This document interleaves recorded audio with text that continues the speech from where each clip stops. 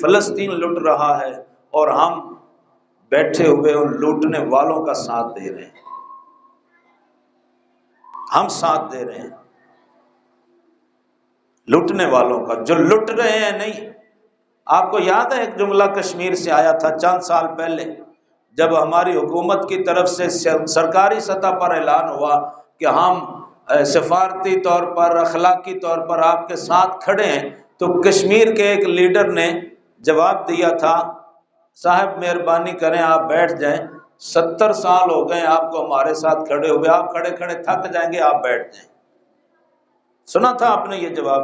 کشمیر کے ایک لیڈر نے یہ جواب دیا تھا پاکستانی حکومت کو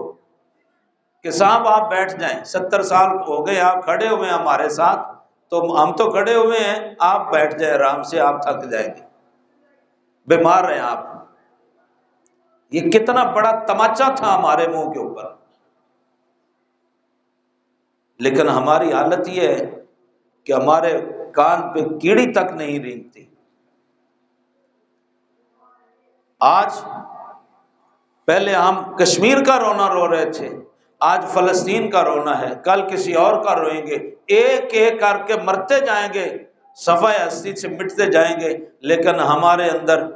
قرآن کی روح بیدار نہیں ہوگی۔ اس لیے کہ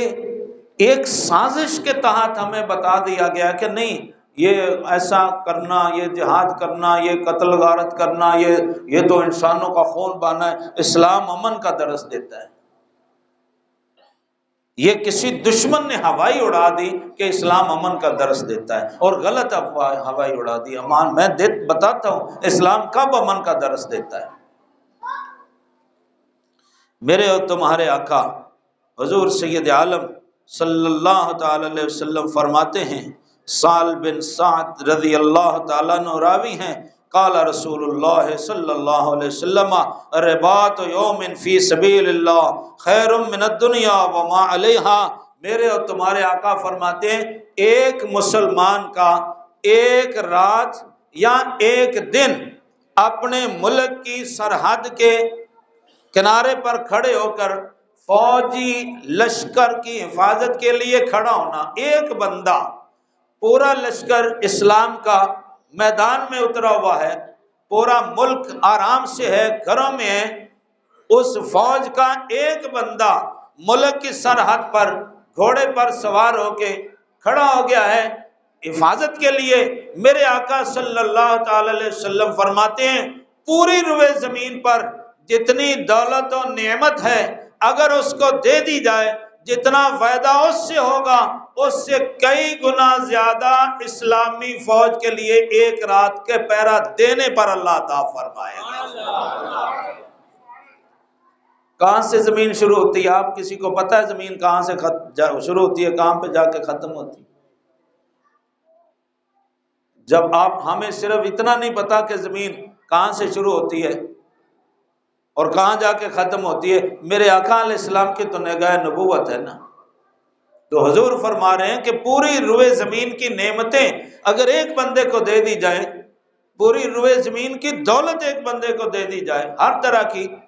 اب دولت میں تو میں گننا چاہوں گا تو میں اپنے موضوع سے ہٹ جاؤں گا، کتنی سونا زمین سے نکلتا ہے یا نہیں نکلتا، چاندی، سونا، تیل، گیس، پیٹرول،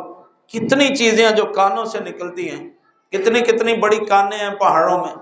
اور پھر جو ہم زرعی اجناس اگاتے ہیں، جو بزنس کرتے ہیں، کاروبار کرتے ہیں، کتنی دولت ہوتی ہے۔ تو میرے آقا فرماتے ہیں پوری روئے زمین کی دولت ایک بندوں کے دے دی جائے، جتنا اس کو فائدہ ہوگا اس سے زیادہ فائدہ اس مجاہد کو ہوگا جو صرف ایک رات کھڑا ہو کے لشکر اسلام کی پہرے داری کر رہا ہے۔ یہ سبق ہمیں کوئی نہیں پڑھاتا۔ اور پھر میرے اور تمہارے آقا حضور سید